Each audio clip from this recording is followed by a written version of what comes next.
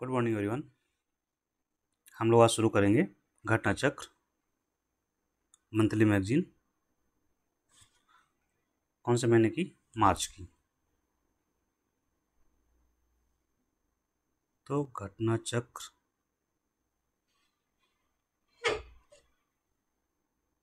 मार्च।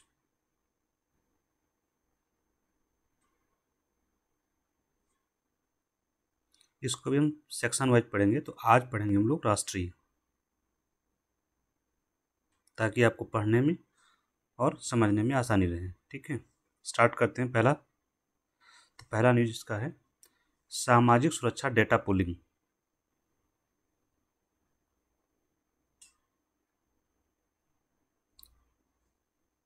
सामाजिक सुरक्षा data pulling phase 1।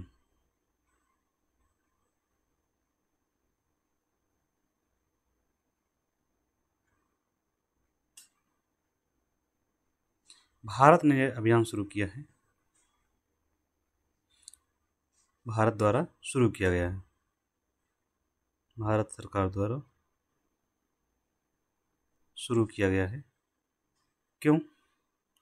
इसका उद्देश्य है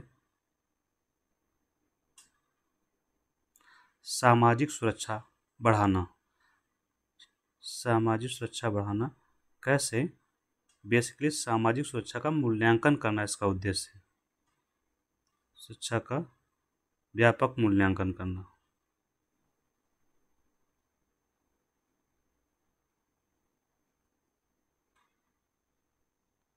तो assessment of social security, comprehensive assessment किया जाएगा। ठीक है, सामाजिक सुरक्षा का। यहाँ पर आपको पता होना चाहिए कि सामाजिक सुरक्षा क्या है। भारत किसे सामाजिक सुरक्षा कह रहा है? ठीक है, सामाजिक सुरक्षा से तात्पर्य है आपको आर्थिक सुरक्षा मिले, नागरिकों को जोखिम से आर्थिक सुरक्षा, नागरिकों को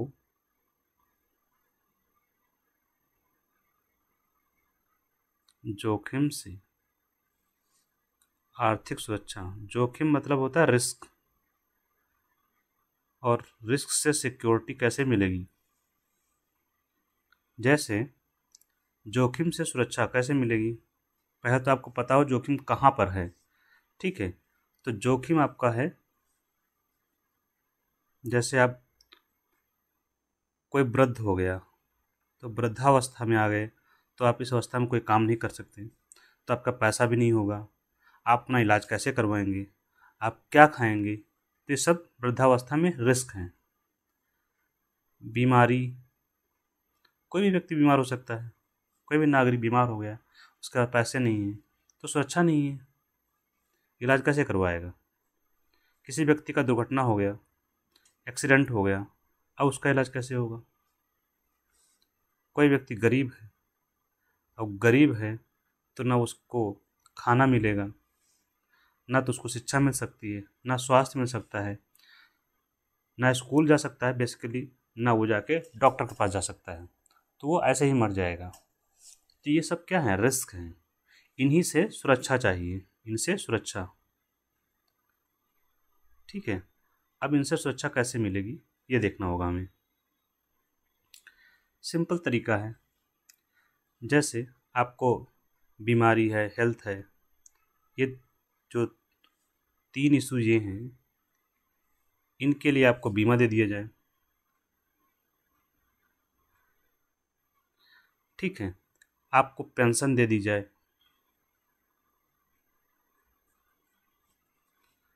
तीन के चारों के लिए, तीनों के चारों इंक्लूड कर लीजिए, मैं अलग अलग समझा दूंगा इनको। बीमा हो गया, आपको पेंशन दे दी जाए। अब बीमा आपका कौन सा? स्वास्थ्य बीमा दे दिया जाए, हेल्थ इंश्योरेंस। ठीक है, तो इससे क्या हो गया? आपको सुरक्षा मिल जाएगी। अभी जैसे कोई गरीब है तो भोजन नहीं मिल पा रहा, खाद्य सुरक्षा उसको चाहिए, तो भोजन दे दिया जाए। इस तरीके से नागरिकों को सुरक्षा दी जा सकती है। गरीब है तो उसके पास आवास भी नहीं होगा, आवास की सुरक्षा दे दीजिए। तो इन्हीं को दूर करने के, इनकी जो व्यापक मूल्यांकन किया जाएगा कि किसको कितना जो है सुरक्षा प्राप्त है और उस पर क्या किए जाने की ज़रूरत है। अब भारत ने इस पर क्या काम किया है। जब सामाजिक सुरक्षा का मुद्दा आएगा तो आप ये सब चीज़ें लिख सकते हैं। क्या किया है, बीमा से शुरू करते हैं। तो सरकार ने बीमा दिया है। अब आप लोग सोच रहे होंगे कौन सा बीमा, थोड़ा सा नीचे करके चलेंगे तो अच्छा रहेगा, यहाँ पे आराम से मैं समझाता हूँ। तो सरकार ने बीमा दिया है। कौन सा बीमा, इसको आप हटा देंगे।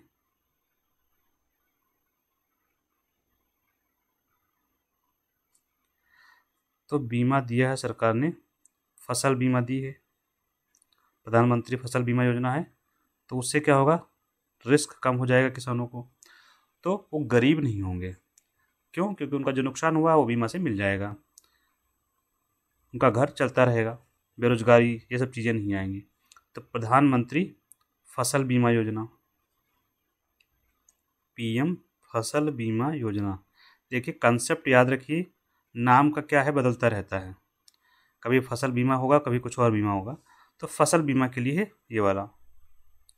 दूसरा, स्वास्थ्य बीमा सरकार ने दिया, हेल्थ इंश्योरेंस।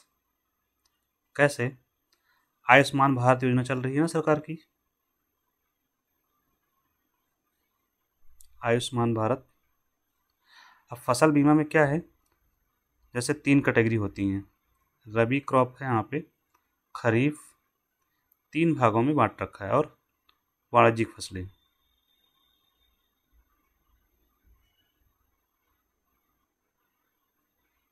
तो इनका जो प्रीमियम फिक्स किया गया बहुत न्यूनतम प्रीमियम है, बहुत न्यूनतम प्रीमियम है, न्यूनतम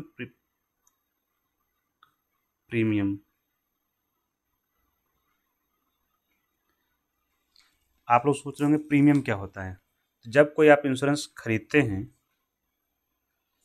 तो जो इंश्योरेंस आप लोग खरीदते हैं तो कहते हैं किस्त दे रहे हैं, जो जिसको आप लोग किस्त बोलते हैं, वही है प्रीमियम।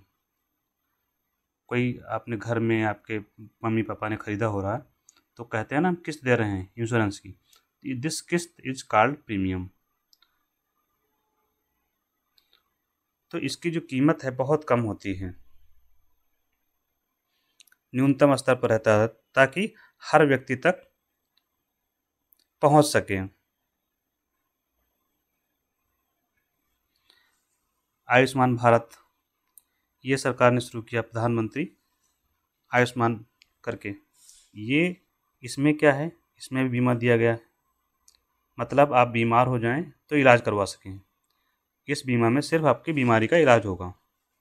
तो बीमा है 5 लाख का सरकार ने दिया है, 5 लाख, लेकिन किसको है, पूरे परिवार को, 5 लाख प्रति परिवार, मतलब आपके परिवार में जितने भी सदस्य हैं उनको सामूहिक रूप से 5 लाख का बीमा मिला हुआ है। इसका मतलब वो ये हुआ कि पूरे परिवार कोई बीमार हो जाए तो आप अस्पताल में जाकर 5 लाख तक का इलाज करवा सकते हैं मुफ्त में, इसका पैसा सरकार भरेगी। ठीक है। अच्छा, यहाँ मैं जैसे रबी का जो प्रीमियम है वो 1.5% है, खरीफ का 2% है, और जो कॉमर्शियल क्रॉप्स हैं उनका प्रीमियम है 5%।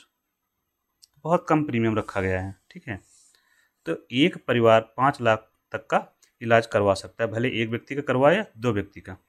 और ये जो प्रीमियम है 5 लाख रुपए का, ये वार्षिक मिलेगा, सॉरी लाभ जो है ये वार्षिक है, मतलब हर साल आपके 5 लाख रुपए हो जाएंगे। इसके अलावा सरकार ने खाद्यान्न सुरक्षा के लिए जो आपकी योजना चलती है, कौन सी, एक पेंशन की योजना है, अटल पेंशन योजना। वो बुढ़ापा के लिए, वृद्धावस्था के लिए, तो सरकार ने भी चला रखा है। इसके अलावा आपकी जो प्रधानमंत्री जो क्या बोलते हैं उसको, जीवन ज्योति बीमा योजना है एक, प्रधानमंत्री जीवन ज्योति बीमा योजना लिख लेंगे आप लोग। इसके अलावा एक सुरक्षा बीमा योजना चली थी, प्रधानमंत्री सुरक्षा बीमा योजना चलाई थी सरकार ने, एक्सीडेंट से बचने के लिए। खाद्यान्न से बचने के लिए सरकार ने चलाया है क्या सुरक्षा के लिए? खाद्यान्न सुरक्षा, जो हम लोग वहाँ कोटेदार के यहाँ से सामान लाते हैं, खाना लाते हैं, वो अनाज लाते हैं, वो उसका नाम क्या? प्रधानमंत्री गरीब कल्याण योजना, पीएम प्रधानमंत्री गरीब कल्याण योजना।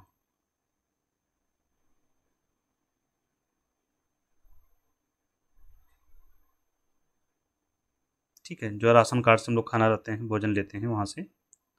इसके अलावा आवास के लिए सरकार ने आवास योजना शुरू की है।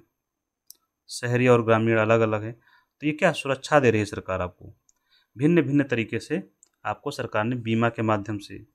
अब जैसे जो गरीब है, खाना नहीं खरीद सकता, तो उसके लिए यहाँ अन्न मिल जाएगा इससे। इसमें तो पोर्टेबिलिटी भी हो गई है, आवास खरीदने में सहायता सरकार दे रही है, एक्सीडेंट होगा सुरक्षा हो गया, तो हर तरीके से सरकार ने व्यवस्था की हुई है। तो ये सरकार के द्वारा किए गए प्रयास हैं। यहाँ दिक्कत क्या हुई इस रिपोर्ट में, क्यों किया गया ऐसा? आईएलओ ने एक रिपोर्ट जारी की थी, इसलिए इसके रिस्पांस में सरकार ये करवा रही है। आईएलओ क्या है? इंटरनेशनल लेबर ऑर्गेनाइजेशन, हिंदी में हो जाएगा अंतर्राष्ट्रीय श्रम संगठन।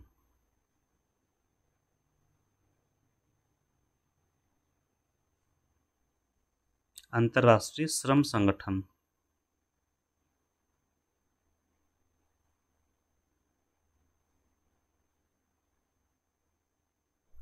ठीक है, हुआ क्या कि इसने एक रिपोर्ट जारी की, अंतर्राष्ट्रीय श्रम संगठन ने। उस रिपोर्ट का नाम क्या है?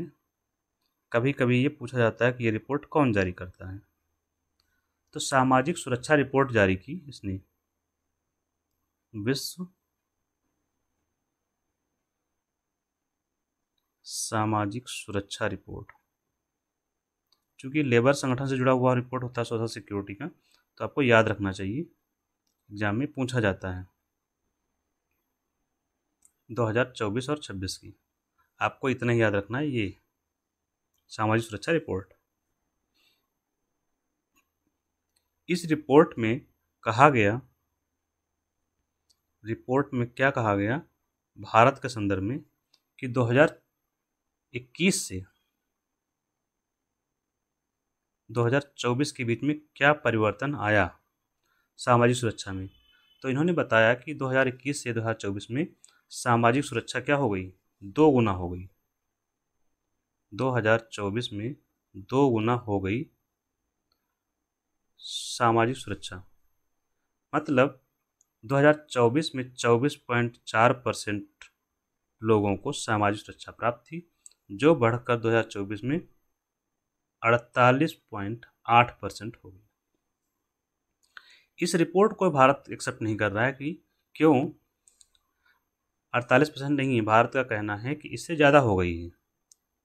भारत का कहना है हमने इससे ज़्यादा काम किया है। क्यों? क्योंकि इसमें आपने हेल्थ इंश्योरेंस को शामिल नहीं कर रहे हैं, विशेष रूप से आवास और खाद्य सुरक्षा। हेल्थ वाला नहीं, आवास और खाद्य सुरक्षा आप इसमें शामिल नहीं किए हैं। भारत ने बड़े पैमाने पर इस पर काम किया है। खाद्य सुरक्षा पर तो 80 करोड़ लोगों को हम जो है खाद्यान्न उपलब्ध करवाते हैं। आवास भी हमने बहुसंख्यक लोगों को उपलब्ध करवाने का प्रयास किया गया है। तो ये रिपोर्ट ठीक नहीं है, इसलिए भारत अपना असेसमेंट कर रहा है। तो आप समझ गए होंगे कि हम जो इससे पहले पढ़ रहे थे वो क्यों कर रहे हैं, भारत ऐसा क्यों कर रहा है। थोड़ा सा हम इसके बारे में जान लेते हैं, आईएलओ के बारे में, कि ये क्या बला है। फुल फॉर्म आप लोग जान गए। तो ये जो लेबर श्रम संगठन होता है, जो लेबर राइट्स हैं उसको लेकर के काम करता है। तो पहले है आपको ये पता होना चाहिए कि संयुक्त राष्ट्र संघ की एजेंसी है, संयुक्त राष्ट्र संघ की, यूएनओ की एजेंसी है या यूएनओ का संगठन है। ठीक, इसका हेडक्वार्टर कहाँ है? मुख्यालय, मुख्यालय है आपका जिनेवा में। जिनेवा कहाँ है? स्विट्जरलैंड में।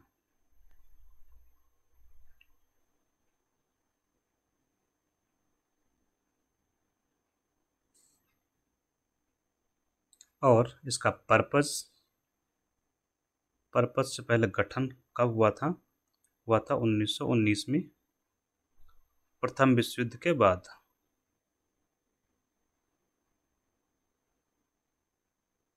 विश्व युद्ध की बात, WW1 वर्ल्ड वॉर 1 के बाद किया गया था। क्यों? शांति स्थापना के लिए किया गया था कि lasting peace only by social justice. आप सिर्फ ये लिखिए कि एक दीर्घकालिक शांति के लिए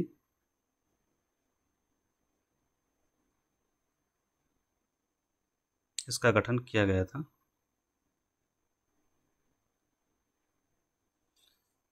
इनका मानना है कि दीर्घकालिक जो शांति होती है वो केवल सोशल जस्टिस से ही संभव है, थ्रू सोशल जस्टिस।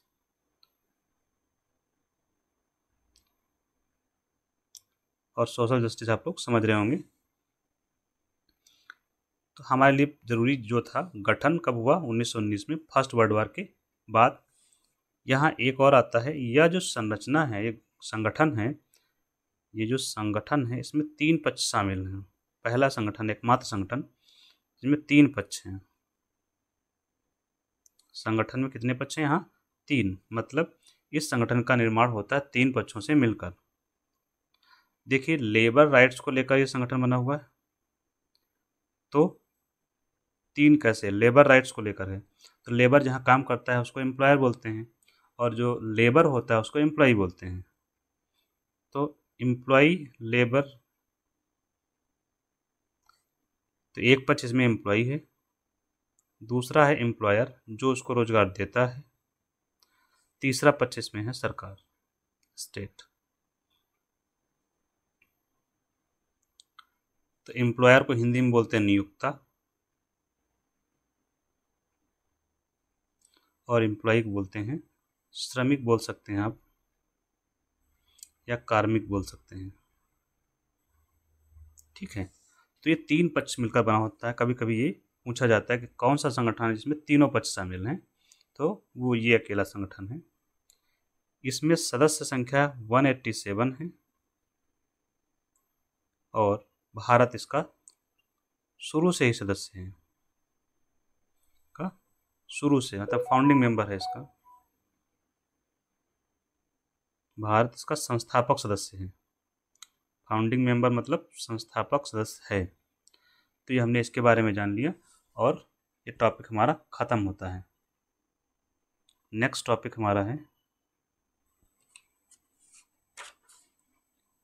दिल्ली विधानसभा में चुनाव। दिल्ली विधानसभा चुनाव।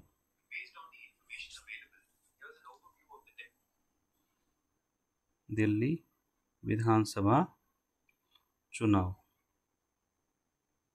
2025। इसमें क्या हुआ, चुनाव के परिणाम कैसे रहे, तो देखते हैं। ये 7वीं विधानसभा को चुनाव हुआ।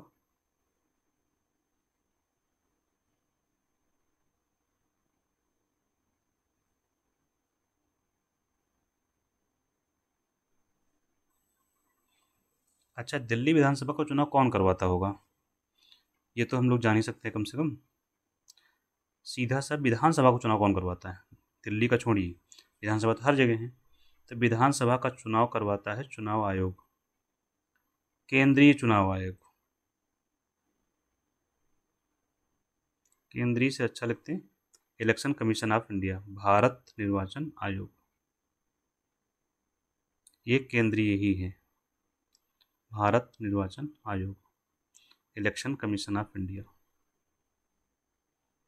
यह कौन कौन से चुनाव करवाता है, ये क्वेश्चन पूछा जाता है तो आपको याद होना चाहिए, क्योंकि हमारे देश में चुनाव आयोग 2 काम करते हैं, एक राज्य का, एक भारत का या केंद्र का। तो ये चुनाव करवाता है लोकसभा की और राज्यसभा की। तो इन दोनों को सामूहिक रूप से लिख सकते हो क्या? संसद के चुनाव करवाता है। ठीक।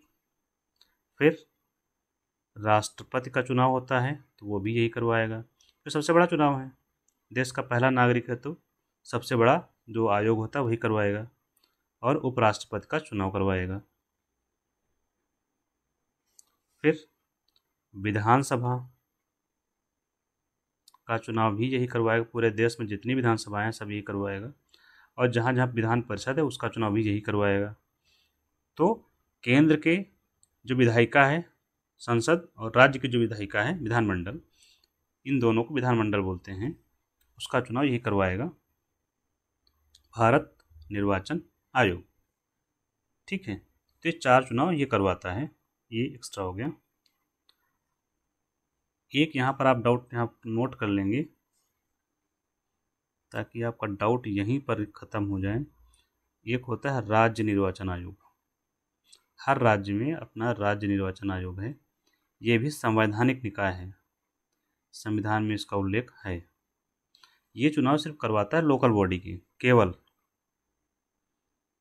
स्थानीय निकाय के चुनाव कराता है, तो कहीं कंफ्यूज नहीं होना, राज्य के स्तर पर केवल स्थानीय निकायों की।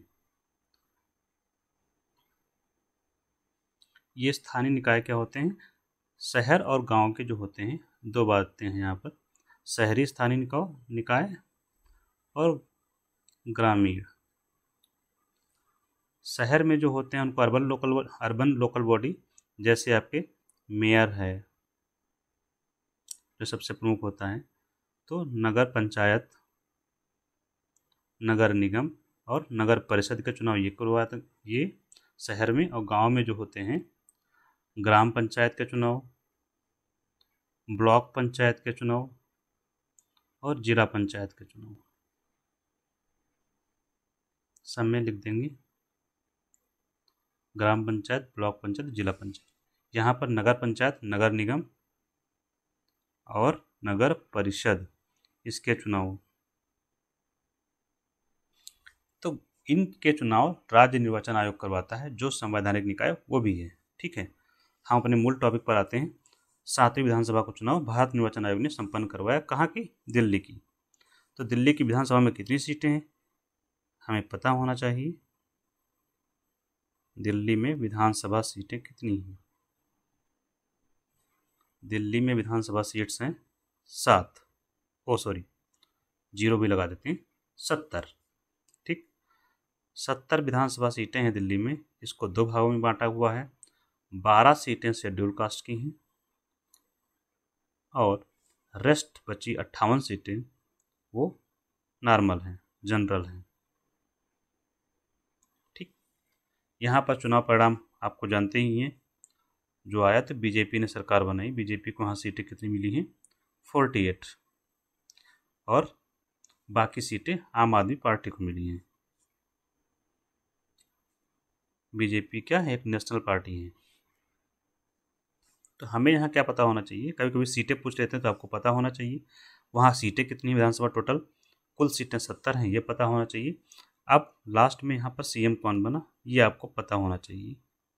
सीएम बनी है रेखा गुप्ता, और सीएम को शपथ कौन दिलवाता है ये आपको पता होना चाहिए। जब आप पॉलिटिकल साइंस पढ़ेंगे तो यहाँ पर उपराज्यपाल ने दिलवाया, बाकी राज्यों में कौन दिलवाएगा, राज्यपाल होता है तो राज्यपाल दिलवाएगा। यहाँ स्पीकर कौन चुना गया, विधानसभा है तो स्पीकर भी होगा, तो विधानसभा का स्पीकर चुना गया है विजेंद्र गुप्ता को। किसको चुना गया, विजेंद्र गुप्ता।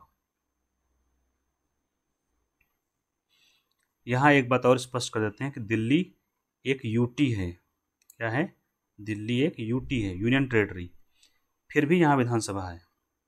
तो कितनी यूटी हैं जिनके पास अपनी विधानसभा है, किसी भी यूटी के पास विधानसभा नहीं है, बस 3 यूटीज हैं जिनके पास अपनी विधानसभा है।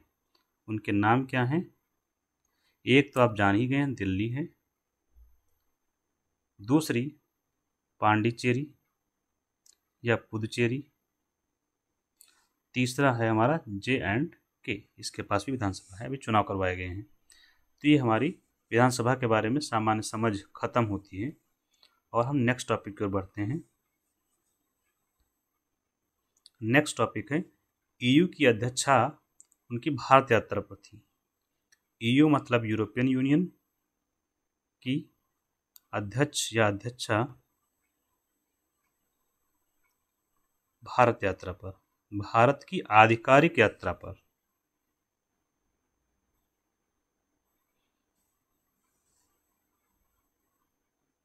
ऑफिशियल विजिट, यात्रा यहाँ पर विजिट होता है, ऑफिशियल विजिट पर हैं। इनका नाम क्या था? ईयू की अध्यक्षा जो विजिट पर थी, वो हमसे पूछ लिया जाता है एग्जाम में कभी कभी। तो जो उनका नाम है उर्सुल वान,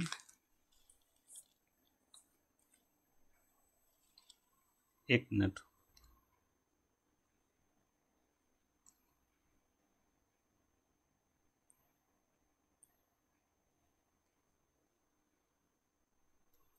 उर्सुल वान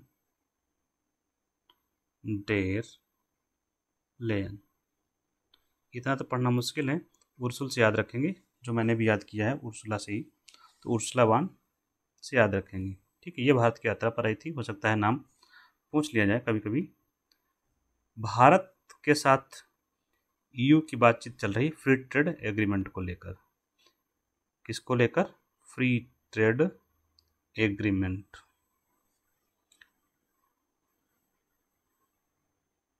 मुख्य बात ये है, और यूरोपियन यूनियन भारत का एक सबसे बड़ा व्यापारिक भागीदार है। एफटीए के बारे में आप थोड़ा सा जान लीजिए क्या होता है। एफटीए समझौता है, लास्ट में तो लगा ही हुआ है, बस दो शब्द बचे, फ्री ट्रेड। ट्रेड भी आप लोग जानते ही हैं, फ्री बचा बस। तो फ्री होता है मुफ्त, तो मुफ्त यहाँ नहीं है, मुक्त है, मुक्त व्यापार समझौता।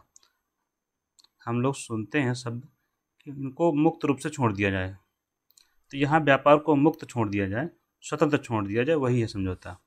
तो क्या है एफटीए? दो देशों के मध्य समझौता, दो देशों के मध्य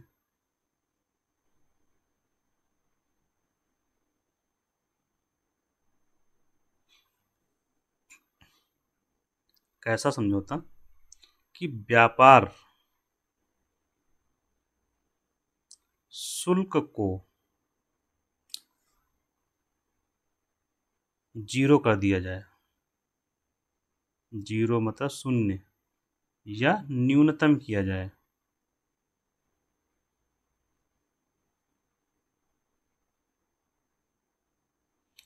दो कारण क्या होता है, जैसे जब भी व्यापार होता है तो उसमें दो तीन पक्ष इन्वॉल्व होते हैं।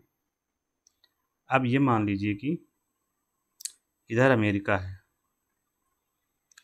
जब भी यहाँ से सामान आएगा, ये अमेरिका मान लीजिए, पूरा विश्व है इधर, भारत एक तरफ, पूरा विश्व एक तरफ, अमेरिका, कनाडा, यूरोप सब इधर है। यहाँ से कोई सामान बना, जब यहाँ आता है तो यहाँ पर हम शुल्क लगाते हैं। मान लीजिए 100 रुपये का सामान है, 10% ड्यूटी हमने लगा दी, शुल्क लगा दिया, तो सामान कीमत हो गई 110 रुपये भारत में जब आया।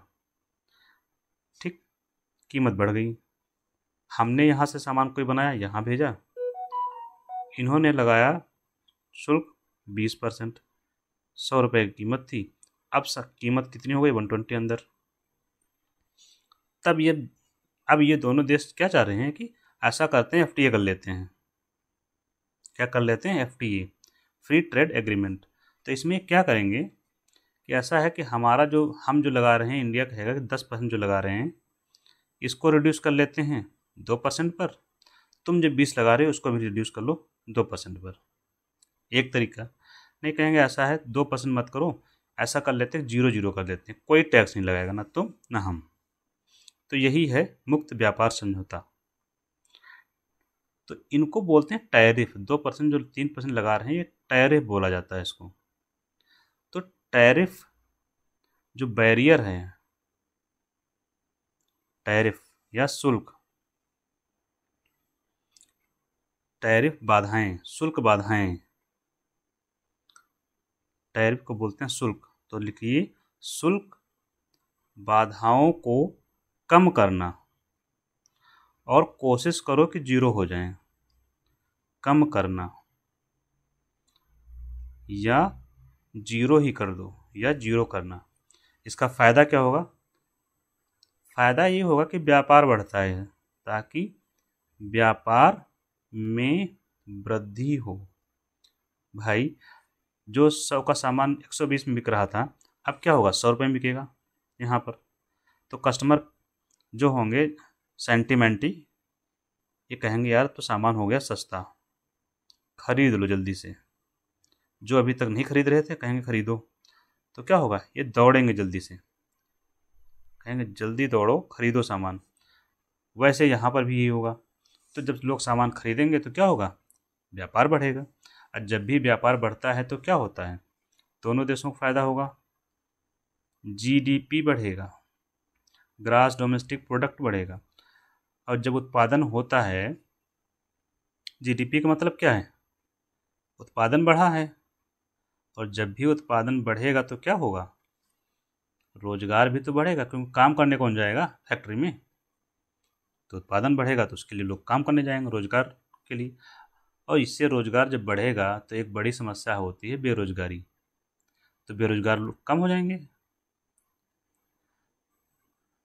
ये किधर चला गया? रोजगार अगर बढ़ेगा तो लोगों की आय भी तो बढ़ेगी। भाई अभी तक बेरोजगार थे, अब 1 लाख रुपए मिल रहा है। जैसे आय बढ़ी वैसे क्या होगा? आपका जीवन स्तर बढ़ेगा। जीवन स्तर का मतलब क्या होता है? अरे भाई स्टैंडर्ड जिसको बोलते हैं हम लोग, कि इनका स्टैंडर्ड बढ़ गया है। जैसे अब आपका घर डेंटेड पेंटेड हो गया, नहीं था तो आपने खरीद लिया। अभी तो साइकिल चल रहे थे, अभी बाइक ले ली, बाइक कार ले ली। बच्चे की शिक्षा आप कॉन्वेंट में करवा रहे हैं। ये क्या हुआ? स्टैंडर्ड आपका बढ़ रहा है। अब आप बीमार होते हैं तो कहाँ जाते हैं? प्राइवेट अस्पताल जाते हैं। तो स्टैंडर्ड ऑफ लिविंग बढ़ गया। ठीक है, एंटरटेनमेंट के लिए आप मूवी देखने जा रहे हैं, तो यही है स्टैंडर्ड आपका बढ़ गया। क्यों? क्योंकि आपके पास पैसा आया।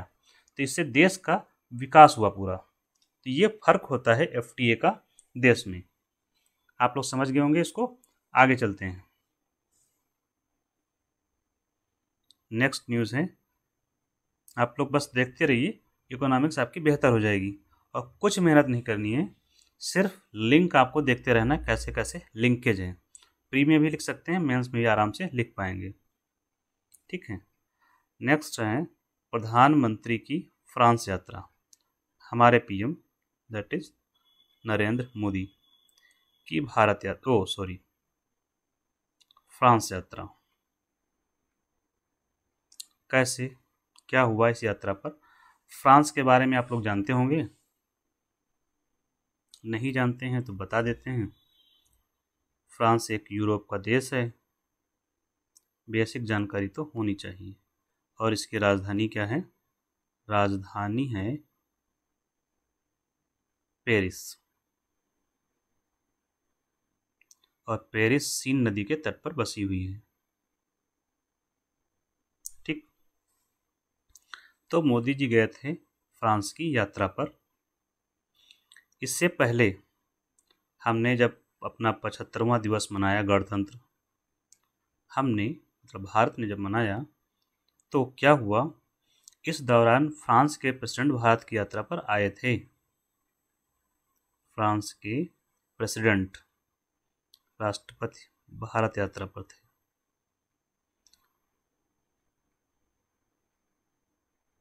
तो हमारे प्रधानमंत्री भी वहाँ की यात्रा पर गए। वहाँ पर एक समिट का आयोजन हुआ, एक बैठक हुई जिसका नाम रखा गया AI for artificial intelligence AI action summit का आयोजन हुआ। इसकी स्पेलिंग होती है SUMMIT। थोड़ा थोड़ा इंग्लिश देखते रहेंगे, बेहतर रहेगा। AI for artificial intelligence.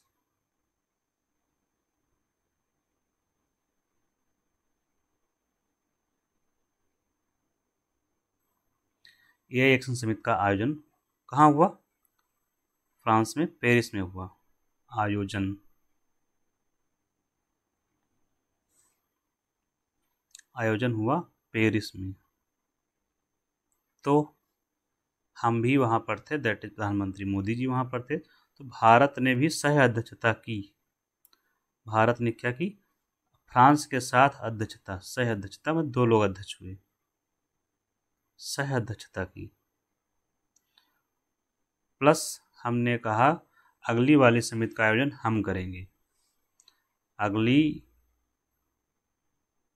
समिति का आयोजन, अगली एआई एक्शन समिति का आयोजन भारत करेगा। तो ये वहाँ पर हुआ। एक और काम वहाँ पर हुआ, क्या? एक दूतावास खोला गया, महावाणिज्यिक दूतावास का उद्घाटन हुआ।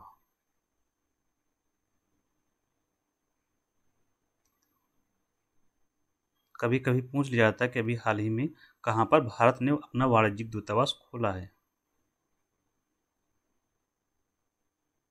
उद्घाटन किया गया।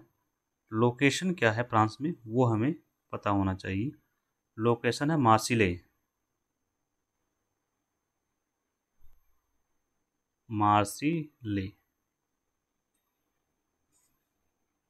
नेक्स्ट एक और बात हुई, 2026 जो कि अगले वर्ष है, इसको नवाचार वर्ष के रूप में मनाएंगे भारत और फ्रांस। इसको मनाया जाएगा नवाचार वर्ष के रूप में, भारत फ्रांस नवाचार वर्ष के रूप में मनाया जाएगा। ठीक है, तो ये हमने चौथी न्यूज़ भी ख़त्म कर ली। नेक्स्ट आते हैं 5वीं न्यूज़ पर। एक बहुत ही कंट्रोवर्शियल मुद्दा है, लोकपाल और हाईकोर्ट जजेस का मुद्दा। तो उच्च न्यायालय के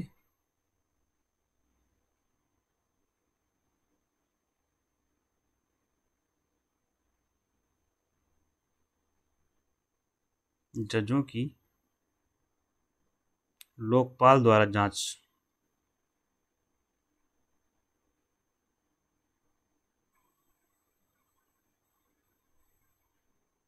लिखिएगा, जांच।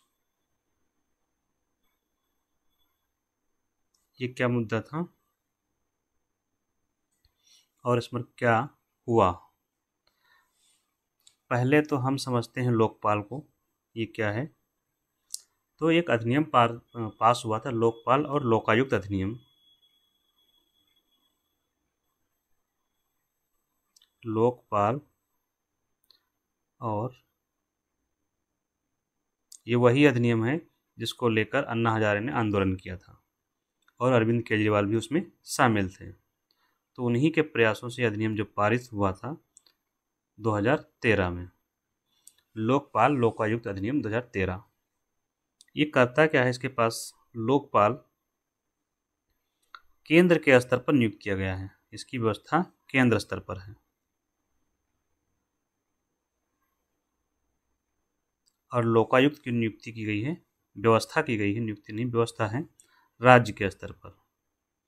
मतलब ये उत्तर प्रदेश में लोकायुक्त होगा और केंद्र में लोकपाल होगा, तो हर राज्य में लोकायुक्त होगा। अब इनके काम अलग अलग हैं, काम एक ही है लेकिन कर्मचारी अलग अलग हैं इनके। जैसे ये जांच करेगा जो सेंट्रल गवर्नमेंट के कर्मचारी हैं, ठीक है, जो सार्वजनिक पदाधिकारी हैं केंद्र सरकार के, लोकपाल उनकी जांच करेगा। सार्वजनिक पदाधिकारी द्वारा भ्रष्टाचार की जांच, सार्वजनिक पदाधिकारी द्वारा नहीं होगा, उनके विरुद्ध भ्रष्टाचार के मामलों की जांच।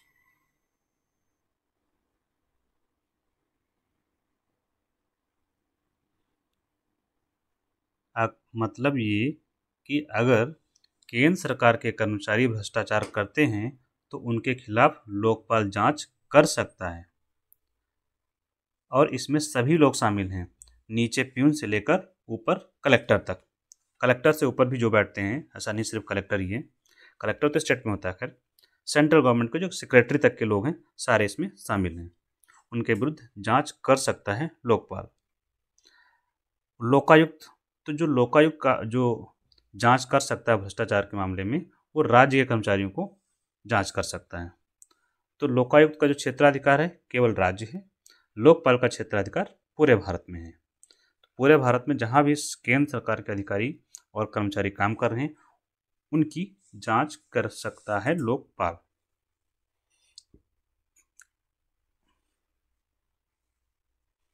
तो हम लोकपाल पर चलेंगे। लोकपाल ने ही निर्णय दिया है। हुआ क्या, लोकपाल की पीठ, बेंच जैसे कोर्ट होती है, तो लोकपाल की एक पीठ ने एक जजमेंट दिया है, उसका नाम है, लोकपाल की पीठ की अध्यक्षता कौन कर रहे थे, इसके अध्यक्ष थे एएम खानविलकर। ये सुप्रीम कोर्ट के रिटायर्ड जज हैं जो इसकी अध्यक्षता कर रहे थे, लोकपाल की एक पीठ का। इन्होंने आदेश दिया, लोकपाल की पीठ का आदेश है, क्या आदेश दिया कि उच्च न्यायालय के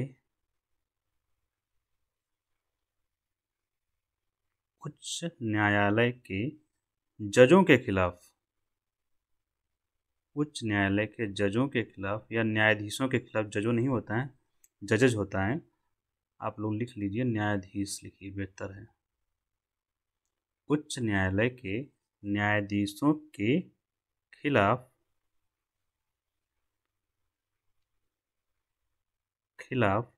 भ्रष्टाचार की जांच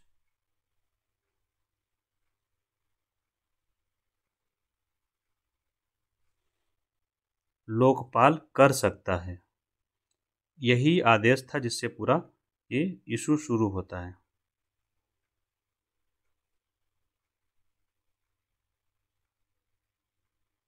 मतलब उच्च न्यायालय का कोई जज अगर भ्रष्टाचार करते हुए पकड़ा जाता है या उसके खिलाफ कोई कंप्लेन आती है लोकपाल के पास, तो लोकपाल ऐसे मामलों की जांच कर सकता है। ये आदेश दिया है लोकपाल की पीठ ने। तो इसका प्रभाव क्या हुआ, प्रभाव से पहले इसका कारण, क्यों ऐसा आदेश दिया गया, इसके पीछे क्या रीजनिंग थी,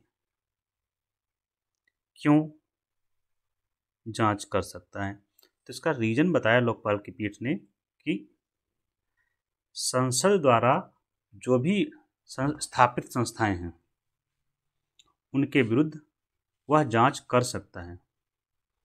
उन्होंने बताया क्योंकि उच्च न्यायालय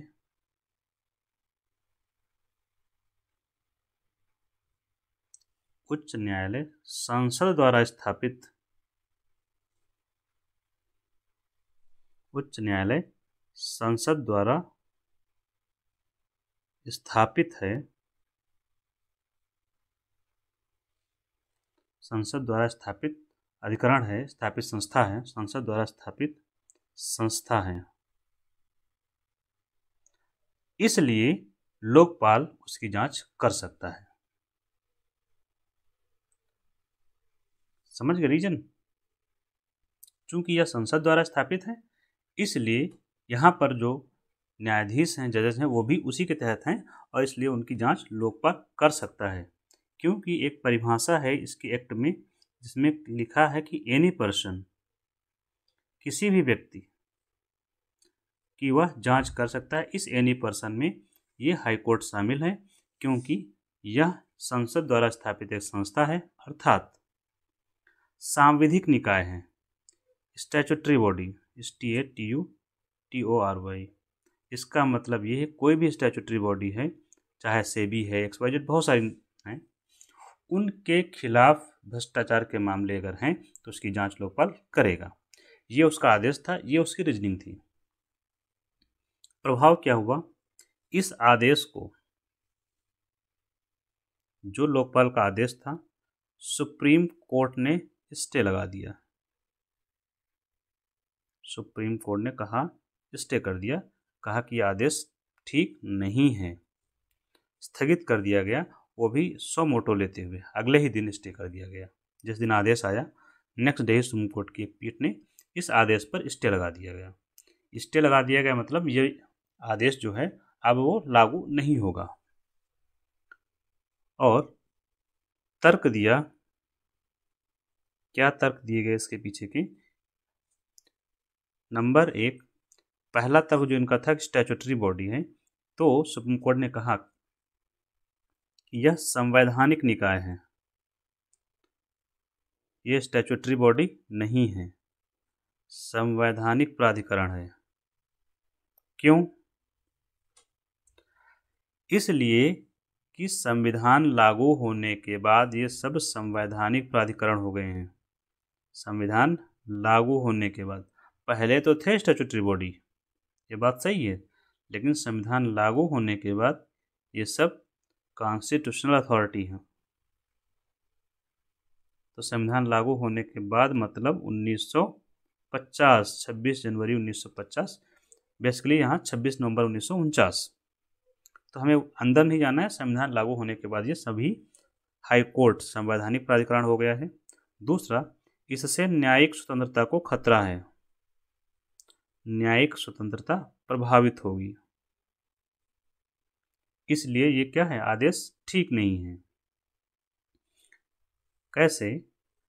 अब लोकपाल बना है कैसे? एक्ट से बना है, हम लोग पढ़ रहे थे भी 2013 के एक्ट से बना है लोकपाल, इससे बना है लोकपाल। और लोकपाल पर नियुक्ति कौन करती है? सरकार करती है। अब सरकार का प्रभाव होगा लोकपाल पर, तो लोकपाल से जांच करवा सकती है किसी जज की। तो जब जांच का डर होगा जज पर, तो क्या करेगा, वो स्वतंत्र रूप से निर्णय नहीं ले पाएगा। अगर वो सरकार के खिलाफ कोई निर्णय लेता है तो उसके खिलाफ जांच शुरू हो जाएगी। ठीक है, तो इससे क्या होगा, न्यायिक स्वतंत्रता प्रभावित होगी। तो सरकार को बोलते हैं कार्यपालिका। क्योंकि न्यायिक स्वतंत्रता प्रभावित होगी, क्योंकि कार्यपालिका द्वारा स्थापित निकाय द्वारा जांच की जाएगी, क्योंकि कार्यपालिका द्वारा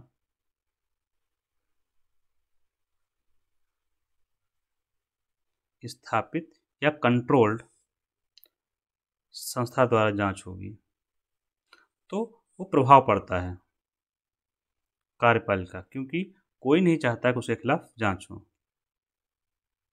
ये स्वतंत्र तो है नहीं लोकपाल, उसमें भी सरकार का इंटरफेरेंस रहता ही है, रहेगा भी। तीसरा कारण बताया, सेपरेशन ऑफ पावर के खिलाफ है। सेपरेशन ऑफ पावर मतलब शक्ति के पृथक्करण का सिद्धांत, शक्ति पृथक्करण के सिद्धांत के खिलाफ है। ये आदेश जो दिया है लोकपाल ने, कैसे?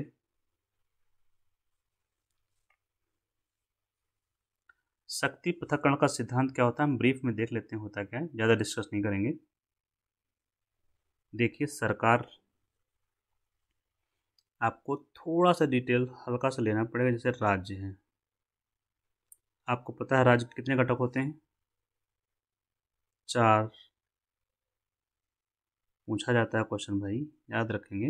राज्य के कितने घटक होते हैं? 4। शुरू करते हैं। पहले तो भूमि चाहिए, एक जमीन, ये तो मान लीजिए ये जमीन है। दूसरा, वहाँ पर रहने वाले लोग चाहिए, लोग तो होने जरूरी है ना, श्यामू रामू, जिसको हम लोग क्या बोलते हैं आम भाषा में, जनता। लोग हो गए, तो वहाँ पर चुनी हुई एक सरकार होनी चाहिए, और जब सरकार हो तो वो सावरिन भी हो, संप्रभुता भी हो उसमें, सरकार में संप्रभुता भी हो। संप्रभुता, डिसीजन, निर्णय लेने की क्षमता। अभी आप लोग वहाँ तक नहीं पहुँचे, हम आ गए सरकार पे, हमारा केंद्र सरकार है यहाँ पर। यहीं से समझ लेंगे शक्ति पृथक्करण का सिद्धांत। सरकार के कितने अंग होते हैं? 3। ठीक, पहला है विधायिका,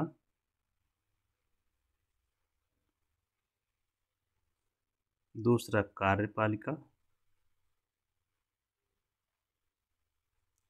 तीसरा होता है न्यायपालिका।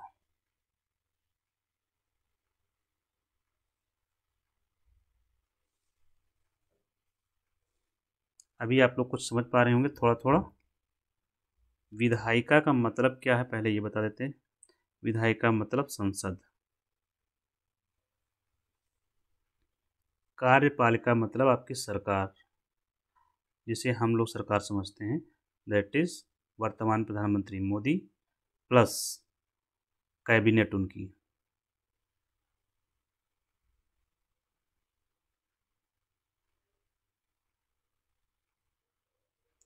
सरकार का मतलब मोदी प्लस कैबिनेट प्लस सभी कर्मचारी जितने काम कर रहे हैं, सभी अधिकारी और कर्मचारी, केंद्र सरकार में जो काम कर रहे हैं सभी अधिकारी और कर्मचारी। ठीक, संसद में आपके जितने लोग हैं उनको क्या बोलते हैं, सांसद। ठीक, तो सांसद की संख्या तो आप जानते ही, फिक्स है 550 और 250। यहाँ पर अधिकारी और कर्मचारी सभी लोग केंद्र सरकार में जितने काम कर रहे हैं वो सब इसमें शामिल हैं। ठीक है। न्यायपालिका में, न्यायपालिका में सुप्रीम कोर्ट के जज, हाई कोर्ट के जज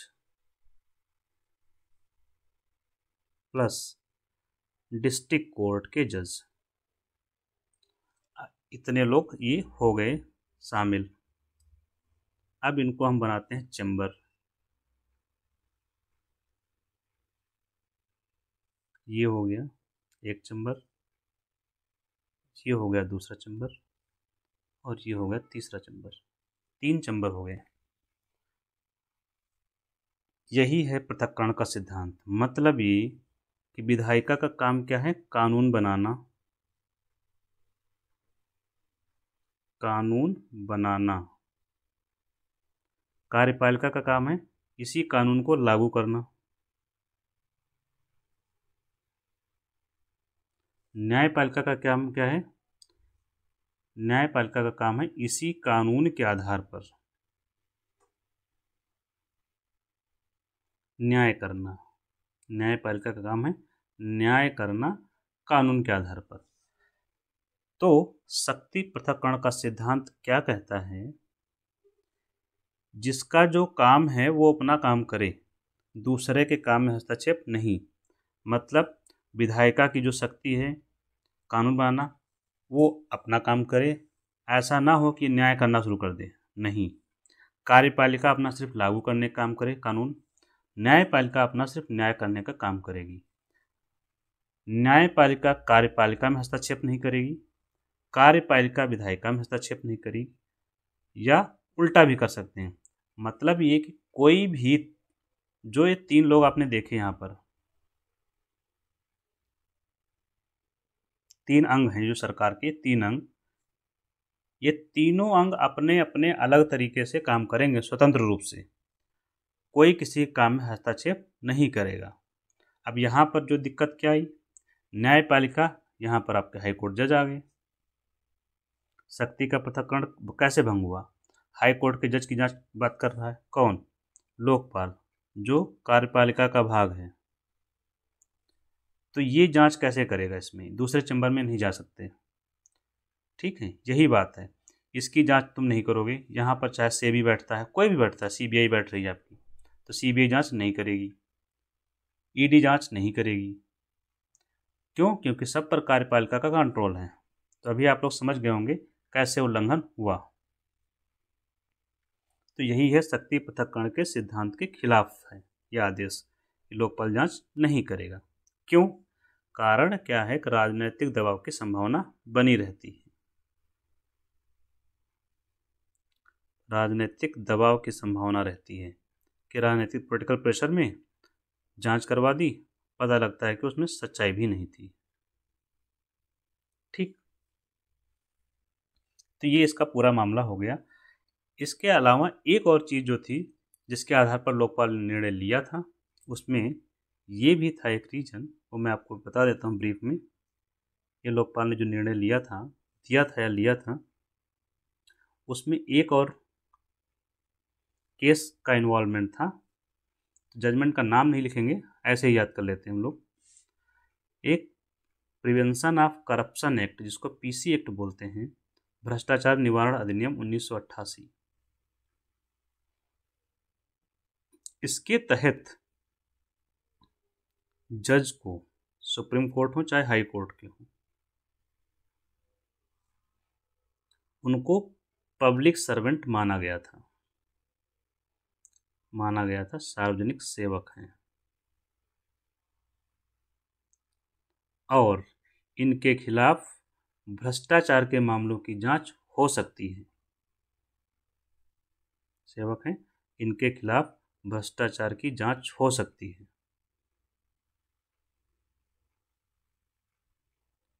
भ्रष्टाचार की जांच हो सकती है, भ्रष्टाचार के जो मामले इनके खिलाफ हैं। ये सुप्रीम कोर्ट ने कहा था एक आदेश में, सुप्रीम कोर्ट के एक आदेश में कहा था। जजमेंट का नाम के वीरास्वामी है, याद करने की जरूरत तो नहीं है। सुप्रीम कोर्ट ने अपने एक निर्णय में कहा था कि पीसी एक्ट 1988 के अंतर्गत हाई कोर्ट और सुप्रीम कोर्ट के जज पब्लिक सर्वेंट हैं और उनके खिलाफ भ्रष्टाचार के मामले की जांच हो सकती है। इतनी बात कही थी। वही बात उन्होंने कहा, लोकपाल ने भी, कि अगर वो पब्लिक सर्वेंट हैं तो उनके खिलाफ जांच हम भी कर सकते हैं। रीजनिंग। लेकिन यहाँ पर एक क्या है, चेक्स लगाया गया था, एक टर्म है, कंडीशन लगाई गई थी कि जांच तो कर सकती है, लेकिन कौन करेगा? राष्ट्रपति इसका आदेश देगा, राष्ट्रपति के आदेश द्वारा। ठीक, लेकिन राष्ट्रपति जब आदेश देगा तो उसमें एक कंडीशन है, उसको भारत के मुख्य न्यायाधीश दैट इज सीजेआई से सहमति लेनी होगी, सलाह लेनी होगी। सीजीआई से सहमति और सलाह लेने के बाद ही राष्ट्रपति आदेश जारी करेगा, पहली बात। दूसरी बात यह है, सलाह जो सीजीआई देंगे, मतलब भारत के मुख्य न्यायाधीश जो सलाह देंगे, वह सलाह माननी पड़ेगी। तो यहाँ पर क्या हुआ, जब न्यायपालिका चाहेगी, सीजीआई चाहेंगे, तभी जांच होगी। तो यहाँ पर न्यायिक स्वतंत्रता प्रभावित नहीं हो रही है। सलाह माननी होगी राष्ट्रपति को, इसको बोलते हैं माननी होगी को, सलाह बाध्यकारी होगी। मतलब अगर उन्होंने कहा कि मामले पर जांच नहीं की जाएगी तो मामले पर जांच नहीं होगी, आदेश राष्ट्रपति जारी नहीं करेगा। तो ये पूरा मुद्दा थोड़ा सा कम्प्लेक्स था, बट हमने आपको समझाने का प्रयास किया और मैं उम्मीद करता हूँ कि आप लोग समझ भी गए होंगे। ठीक है, नेक्स्ट इशू है, बहुत चर्चा में रहा, मतदाता पहचान पत्र का डुप्लीकेट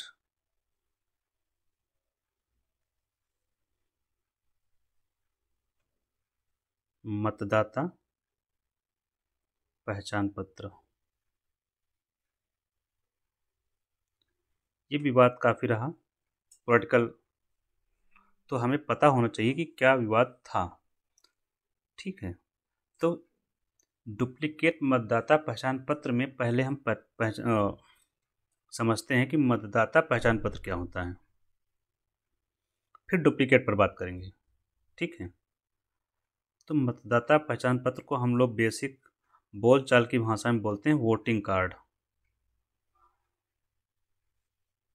ठीक, वोटिंग कार्ड जो होता नहीं हम लोग पास होता है, जो इलेक्शन कमीशन ऑफ इंडिया जारी करता है, जिसको लेकर हम लोग जाते हैं वोट देने के लिए, तो वही है वोटिंग कार्ड, मतदाता पहचान पत्र।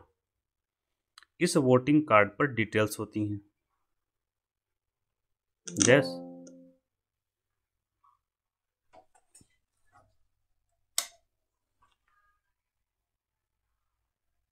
इस पर डिटेल्स होती हैं मतदाता पहचान पत्र पर, किस चीज़ की, जैसे इस पर आपको,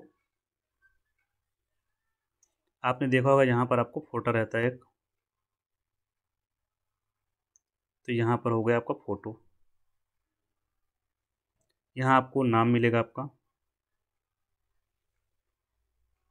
father name, date of birth और सेक्स, मेल और फीमेल, ये डिटेल्स रहती हैं। इस पर एक नंबर भी होता है, यूनिक नंबर, जो यहाँ पर लिखा होता है। ठीक है, नंबर होता है, इसी नंबर को बोलते हैं EPIC नंबर। नाम नहीं याद है, इलेक्टर फोटो आइडेंटिटी कार्ड नंबर। ये 10 डिजिट का होता है, 10 अंकों का होता है। और ये जो अंक होते हैं ये अल्फ़ा न्यूमेरिक होता है। मतलब अल्फ़ा न्यूमेरिक मतलब ये हुआ इसका, जैसे कि ABCD आगे 3 5 6 करके 10 डिजिट पूरा कर लेंगे यहाँ तक। तो ये हो गया अल्फ़ाबेट। अल्फ़ा का मतलब अल्फ़ाबेट होंगे, नंबर्स होंगे। ये है आपका मतदाता पहचान पत्र, प्लस एड्रेस भी होगा आपका, जो बैक साइड पर आपका एड्रेस होगा, और एड्रेस के साथ में आपका जो निर्वाचन क्षेत्र होगा जहाँ पर आप वोटिंग करेंगे उसका भी डिटेल होगा। अब समझते हैं ये डुप्लीकेसी वाला मुद्दा क्या था। मुद्दा ये था, जो ईपिक नंबर ये है, एक ही नंबर से, इस एक ही नंबर से दो दो कार्ड जारी कर दिए गए। एक ही नंबर से दो दो वोटिंग कार्ड जारी कर दिए गए। वोटिंग कार्ड को इलेक्टर कार्ड भी बोलते हैं, निर्वाचन पत्र या निर्वाचन पहचान पत्र। निर्वाचन पहचान पत्र एक ही नंबर से जारी कर दिए गए, दो दो। एक पता लगता है बंगाल में था, एक बंगाल वहाँ पे पंजाब में जारी हो गया। इस तरह से ऐसे कई मामले सामने आए, जिसको लेकर राजनीतिक दलों ने इलेक्शन कमीशन ऑफ इंडिया के सामने मुद्दा उठाया।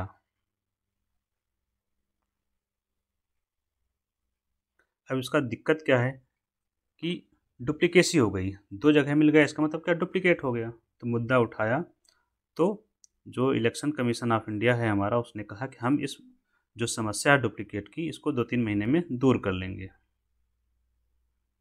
ठीक है, कैसे? इनके पास एक प्लेटफॉर्म है इरोस नेट करके, ऑनलाइन प्लेटफॉर्म, जैसे वेबसाइट नहीं होती है वैसे ही इनके पास अपना प्लेटफॉर्म है ऑनलाइन। उस पर, उसके द्वारा हम अब जारी करेंगे ये नंबर्स, जो EPIC नंबर है वो हम अब इसके माध्यम से जारी किया जाएगा। पूरे देश में एक ही नंबर होगा, यूनिक नंबर।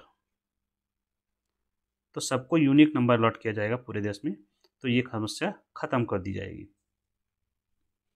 तो ये इलेक्शन कमीशन ऑफ इंडिया ने ऐसा कह के मुद्दा ही ख़त्म कर दिया, और ये नए नंबर जारी कर दिए जाएंगे, तो पूरे देश में एक ही होगा, तो कोई दिक्कत ही नहीं होगी।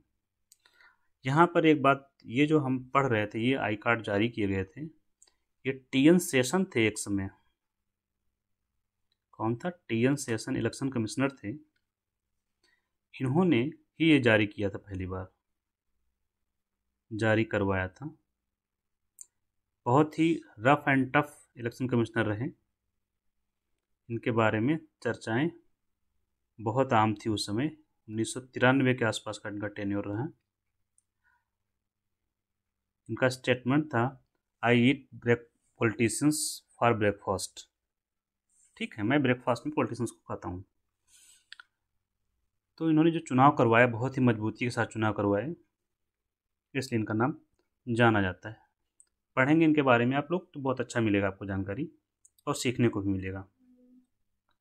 यहाँ पर कुछ कंडीशंस होती हैं, जब आपके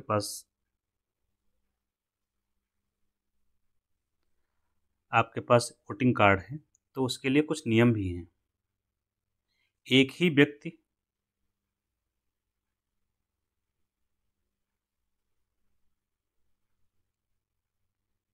क्या नहीं करेगा? नंबर 1, 2 जगहों पर रजिस्ट्रेशन नहीं करवाएगा। 2 पंजीकरण नहीं, मतलब 2 पंजीकरण नहीं। तो पता लगता है 2 आई कार्ड आपने बनवा लिए, 2 जगह वोटिंग कर रहे हैं। 2 पंजीकरण नहीं, तो 2 वोटिंग भी नहीं। दो जगहों पर वोट नहीं करेंगे, चाहे अपने स्टेट में या दूसरे स्टेट में, कहीं नहीं करेंगे। पूरे भारत में दो जगहों पर पंजीकरण नहीं करवाएंगे, दो जगह पर वोटिंग नहीं करेंगे, ताकि इंश्योर हो सके कि एक मतदाता एक वोट, सबको बराबर का हक मिले। इस सिद्धांत को पालन किया जा सके। अगर कोई ऐसा करता है तो उसके खिलाफ कार्रवाई होगी, क्योंकि ये सारे प्रावधान कहाँ लिखे हुए हैं? आरपी एक्ट में लिखे हुए हैं। आरपी एक्ट 1950 और 1951, representation act, RP act, presentation act, RP act में लिखे हुए हैं। ठीक है, तो ये हमने इसके बारे में समझा कि क्या मुद्दा था। इलेक्शन कमीशन ऑफ इंडिया के बारे में अगर हम कुछ बातें समझना चाहें, निर्वाचन आयोग,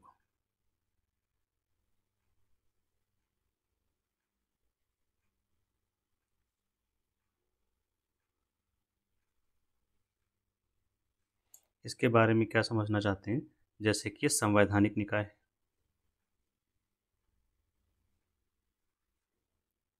इसका मतलब क्या होता है? इसका उल्लेख संविधान में है।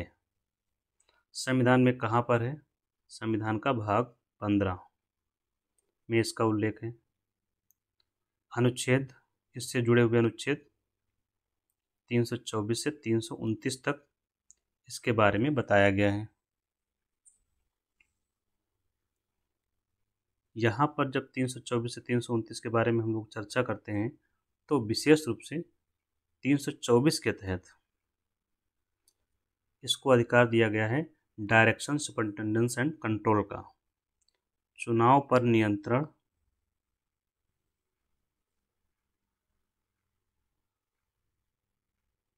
निर्देशन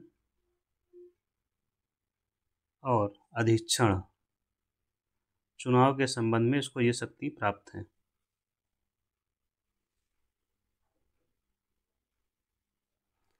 ठीक, इसी शक्ति के तहत वो क्या करवाता है?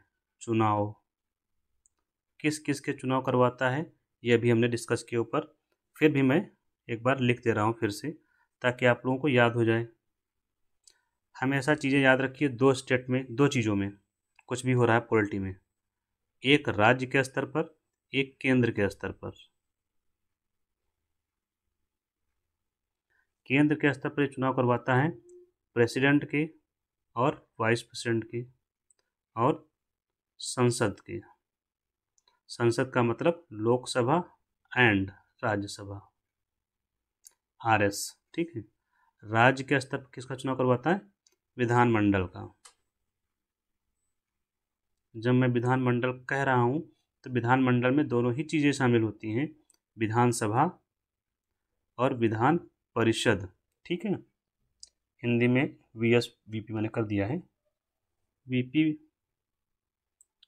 परिषद लिख देता हूँ मैं, वाइस प्रेसिडेंट आप लोग समझ लेंगे, और ये हो जाएगा विधानसभा। तो विधानमंडल और संसद प्लस राष्ट्रपति और उपराष्ट्रपति के चुनाव करवाता है। ठीक है, इसके अलावा एक काम और करता है, आप जानते होंगे, मतदाता सूची भी तो बनाता है। मतदाता सूची तैयार करना, अनुच्छेद 325, इसमें प्रावधान है कि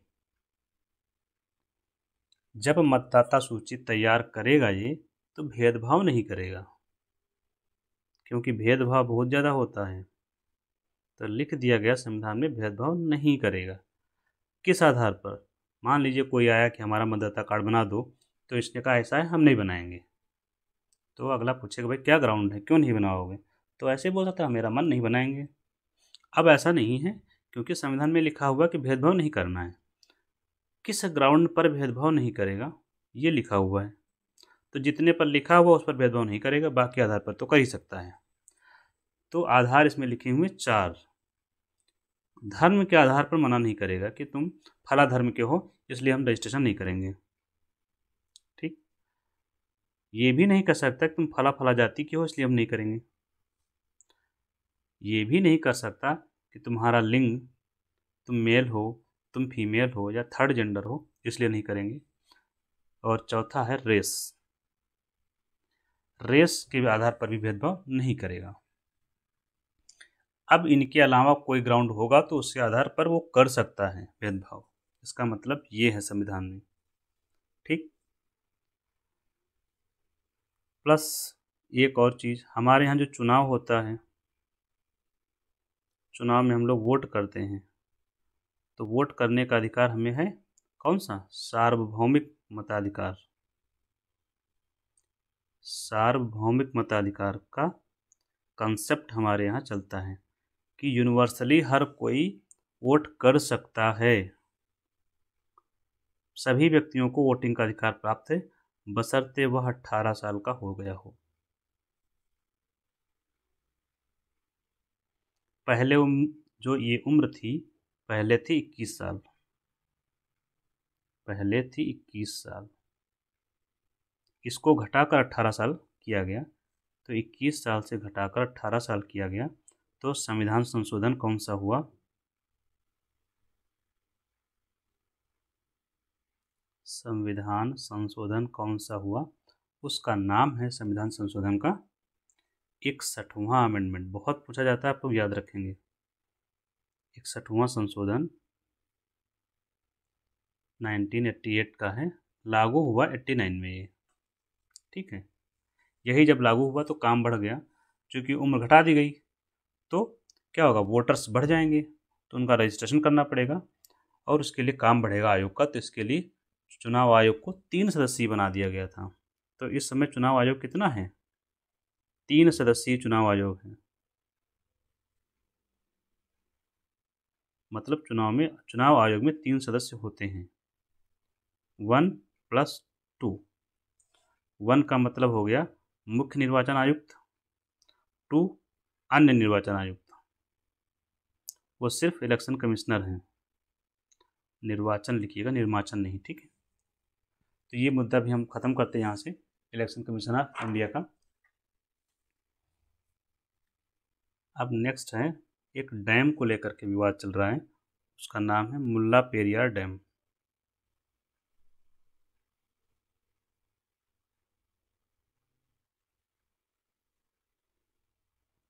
डैम मतलब बांध। तो ये क्या विवाद है मुल्ला पेरियार बांध का? तो पहले बांध ही समझ लेते हैं। तो ये विवाद कभी कभी पूछा जाता है एग्जाम में, किस किस के बीच विवाद है। तो कम से कम आप ये पता रखें कि किसके किसके बीच का है। तो विवाद है केरल और तमिलनाडु का। केरल बनाम तमिलनाडु का ये विवाद है। अगर आपको मैप याद होगा तो ये है केरल और ये है तमिलनाडु, इन्हीं के बीच विवाद है। ये है आपका केरल, ये है TN, दैट इज तमिलनाडु, इनके बीच विवाद है। विवाद किसको लेकर के? मुल्ला पेरियार बांध को लेकर। तो पहले मुल्ला पेरियार डैम समझ लेते हैं, फिर हम इसका विवाद भी समझ लेंगे, क्योंकि पहले तो मुद्दा हमें पता होना चाहिए। ये डैम है, ये डैम 2 नदियों पर बना हुआ है। एक मुल्लायार नदी है, 2 नदी मतलब उनके संगम पर है, और पेरियार, ये 2 नदियां हैं। तो इसीलिए बोला जाता है इसको मुल्ला पेरियार बांध। इस पर बना हुआ है। कहाँ पर है लोकेशन इसकी? लोकेशन है केरल में। केरल का एक जिला है इदुक्की, वहीं पर है।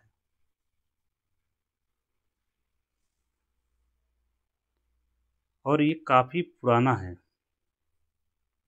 लोकेशन के नाम पर भौगोलिक लोकेशन देखेंगे तो कार्डमम पहाड़ियों पर है, पश्चिमी घाट की कार्डमम पहाड़ियों पर। एक क्वेश्चन बहुत पूछा जाता है, तो आपको पता होगा पश्चिमी घाट की इलायची की पहाड़ियाँ या कार्डमम पहाड़ियों पर है। तो एक बात तो हो गई कि ये पहाड़ियों पर बना हुआ बांध है, ये तो आप समझ गए यहाँ से। ठीक, बना कब था आपको ईयर याद रखने की ज़रूरत नहीं है, लेकिन काफ़ी पुराना है। 1887 से बनना शुरू हुआ था, 95 में बन गया था। ठीक, ऊंचाई है लगभग 176 फीट। अगेन इसको याद करने की ज़रूरत नहीं है, कहीं पूछा जाता हो तो आप लोग याद कर सकते हैं, क्योंकि यहाँ थोड़ा सा ऊंचाई का मुद्दा आएगा भी, इसलिए हम इसका डिस्कस कर रहे हैं। तो ये हमने समझ लिया इसके बारे में, ये गुरुत्वाकर्षण बांध है, ग्रेविटेशनल डैम है। अब समझते हैं इसका मुद्दा क्या है, विवाद क्या है। विवाद है पुराना, 100-150 साल पुराना हो गया है, लगभग 100-125 साल तो हो ही गए। तो पुराना हो गया है, तो इससे क्या है, अगर ये टूट गया तो खतरा, टूट गया तो नीचे क्या आ जाएगी, फ्लड आ जाएगा, बाढ़। नीचे का मतलब जो, जैसे कि ये पहाड़ी क्षेत्र है, मान लीजिए यहाँ पर डैम बना हुआ किसी वजह से, ठीक है, और इस डैम से पानी जा रहा है। अगर ये डैम टूटा तो नीचे के जो क्षेत्र हैं ये क्या हो जाएंगे, जलमग्न हो जाएंगे, तो बाढ़ आ जाएगी और इससे बहुत जान माल को हानि होगी। ये कौन कह रहा है, ये कहना है केरल का,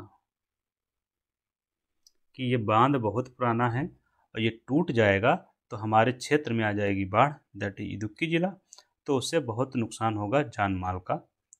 इसके लिए इसने एक कानून भी पास कर दिया है कि भाई, और कानून पास करके ये लिख दिया है कि ये जो डैम है सेफ नहीं है, खतरनाक डैम है।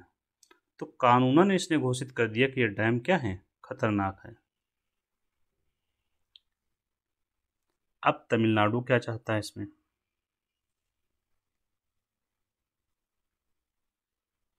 तो ये मुद्दा चल रहा है सुप्रीम कोर्ट में, क्योंकि ऐसी सुनवाई कौन करता है, दो राज्यों के बीच विवाद है तो सुप्रीम कोर्ट। तमिलनाडु क्या है, इसको मिलता है पानी, केरल को पानी नहीं मिल रहा है, डैम बना हुआ केरल में, तमिलनाडु को इस डैम से मिलता है पानी। पानी जाता है वैगई बेसिन में, वैगई नदी का बेसिन है, तो उसी से इसकी सिंचाई और खाने पीने की ज़रूरतें पूरा होती हैं, पेयजल, सिंचाई का जल। तो तमिलनाडु कह रहा नहीं, पुराना नहीं हुआ है, पुराना हो गया है तो हम इसका मेंटेनेंस करवा देते हैं। क्या करवा देते हैं, मेंटेनेंस। मेंटेनेंस करवा के इसको मजबूत कर देते हैं, तो मजबूत हो जाएगा तो बस फ्लड टूटेगा नहीं, फ्लड नहीं आएगा। लेकिन केरल इस बात पर एग्री नहीं है मेंटेनेंस के लिए, सुदृढ़ीकरण, कमज़ोर है तो उसको सुदृढ़ करवा देते हैं। एक और इशू केरल का, केरल चाह रहा है कि डैम की ऊंचाई बढ़ा दी जाए, डैम की ऊंचाई बढ़ाई जाए। ऊंचाई का मतलब फिर जल स्तर बढ़ेगा, डैम में जल स्तर बढ़ेगा मतलब खतरा बढ़ेगा। अभी आपको डैम समझा देते हैं थोड़ा सा। जैसे ये मान लीजिए कि डैम है और यहाँ से यहाँ तक पानी भरा गया, यहाँ पानी निकाला जाता है इससे, मान लीजिए ये पानी निकलता है इससे, नीचे जा रहा है पानी, ठीक है, यहाँ तक हम लोग पानी भर लेते हैं इस ऊंचाई तक। अब ये चाह रहा है कि और ऊंचाई बढ़ा दी जाए यहाँ तक। अगर पानी यहाँ तक भरोगे तो इतना पानी और ज़्यादा आएगा, अब पानी ज़्यादा होगा तो खतरा भी बढ़ जाएगा फिर। अब सोचिए, पानी ज़्यादा अचानक से टूट गया तो नीचे जो लोग रह रहे होंगे तो उनको दिक्कत होगी, तो जब पानी ज़्यादा होगा तो खतरा भी बढ़ जाएगा। तो तमिलनाडु का जो कहना है कि बांध की ऊंचाई बढ़ाकर उसमें जल स्तर बढ़ाया जाए, ताकि हमको और अधिक जल मिल सके और हमारे लोग सिंचाई कर सकें, पेयजल मिल सके, ये मुद्दा है। तो यही विवाद है दोनों के बीच में। सुप्रीम कोर्ट के आदेश से इसमें आर्बिट्रेटर नियुक्त किया गया जो कि सेटलमेंट करने के लिए है। तो मुद्दा आप लोग समझ गए होंगे क्या है, मुल्ला पेरियार डैम का। तो बेसिकली सेफ्टी कंसर्न है। केरला का जो कंसर्न है, सेफ्टी कंसर्न है, सुरक्षा को लेकर।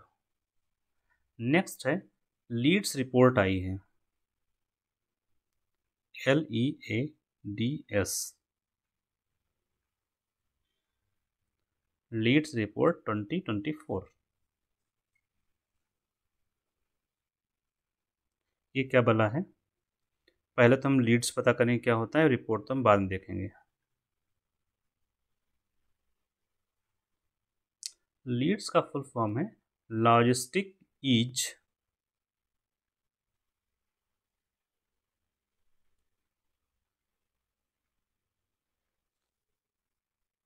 across different states।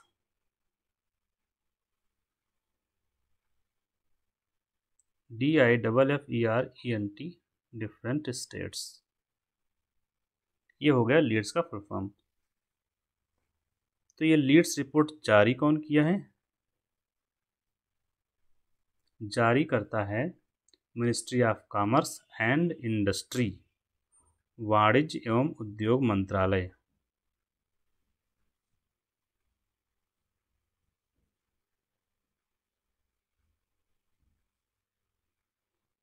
इसने रिपोर्ट जारी की है। अब यहाँ पर अगर आपको लॉजिस्टिक ईज का पता चलेगा, इसमें विभिन्न राज्यों के बीच लॉजिस्टिक ईज कितना है। सुविधा, ईज का मतलब होता है सुविधा। तो लॉजिस्टिक क्या होता है हम ये समझ लें तो हमारी चीज़ें आसान हो जाएंगी। लॉजिस्टिक क्या होता है कि जैसे कि वस्तुएं हैं, गुड्स, सेवाएं, सेवाएं मत लिखिए, वस्तुओं और संसाधन लिखिए बस, को परिवहन मतलब ये कि लाना और ले जाना, लाना ले जाना। वस्तुओं और संसाधनों को एक राज्य में, एक राज्य के भीतर लाना और ले जाना कितना आसान है, इसी आसानी को मेजर करता है। अभी आप लोग समझ गए होंगे, जैसे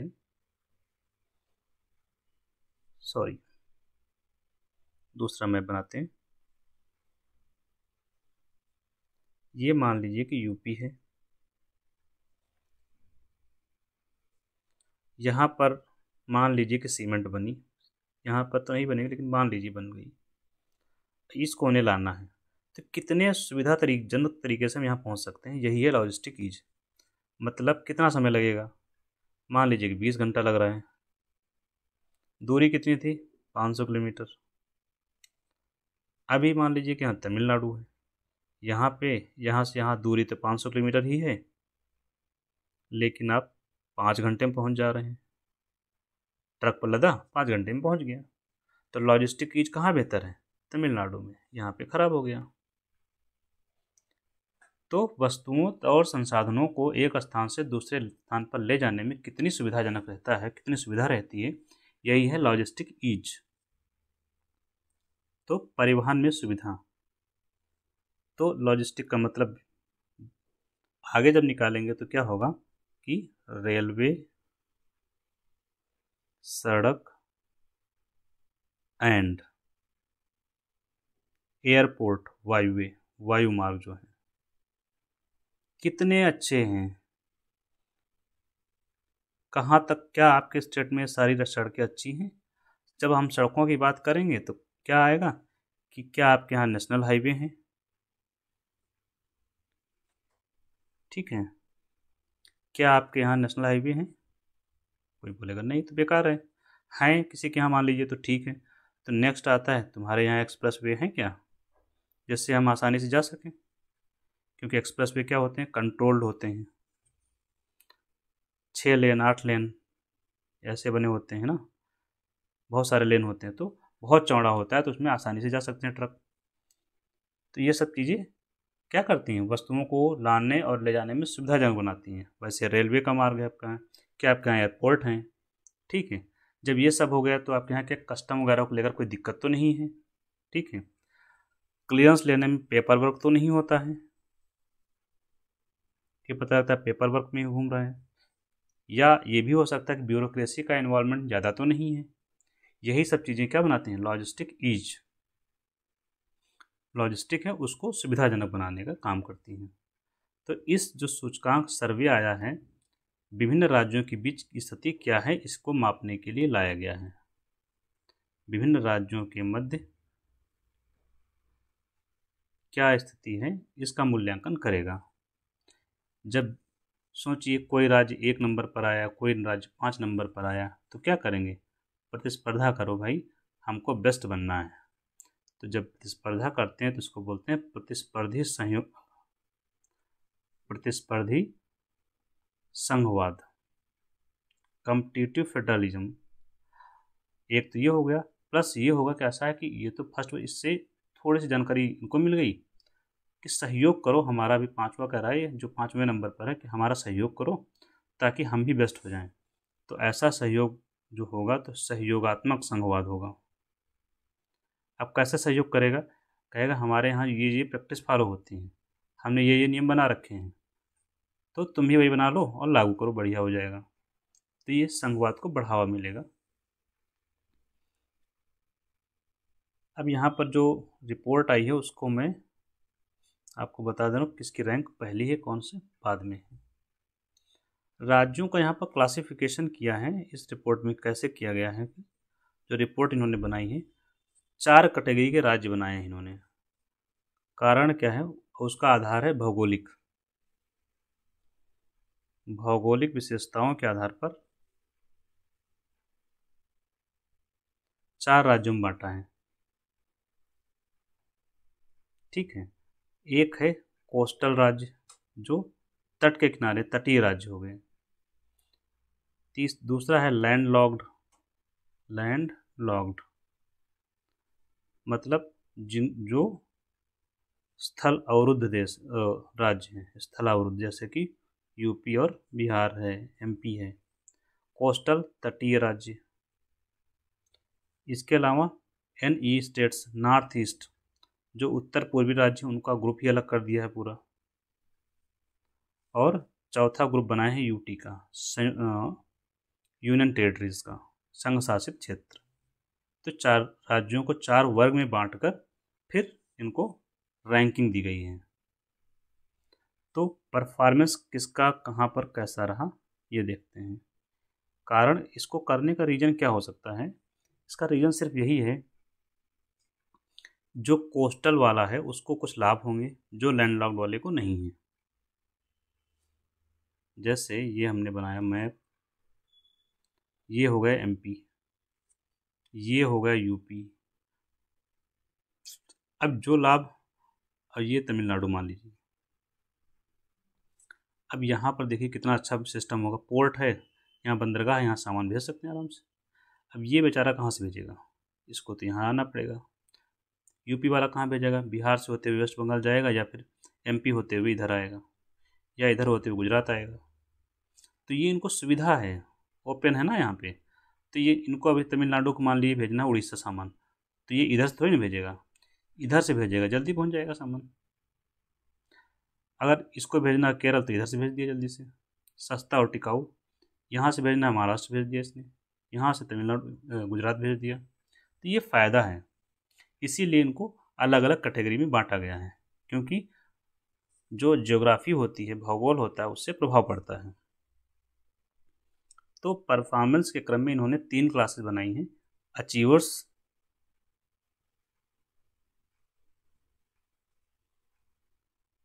इसके बाद फास्ट मूवर्स,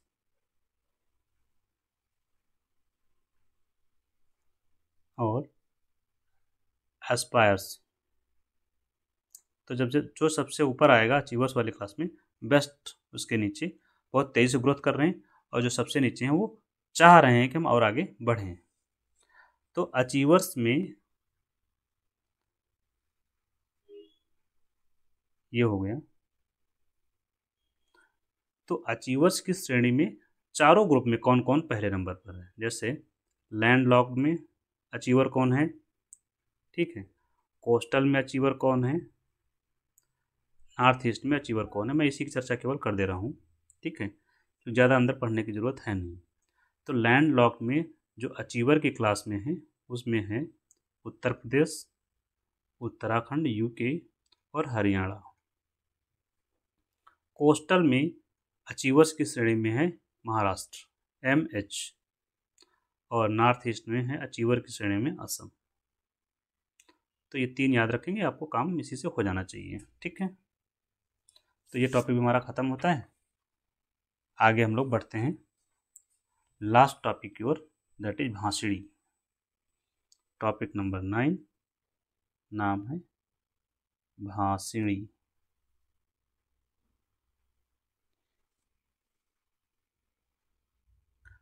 न्यूज़ में इसलिए है क्योंकि इसको लेकर समझौता किया है नॉर्थ ईस्ट के एक स्टेट ने, इसलिए ये न्यूज़ में आया है। तो हमें भाषणी पता होना चाहिए कि क्या है बेसिकली।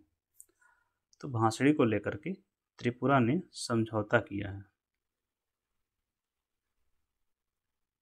केंद्र सरकार से कि भाषणी का लाभ हमको भी मिले। तो भाषणी क्या है? BHASHINI।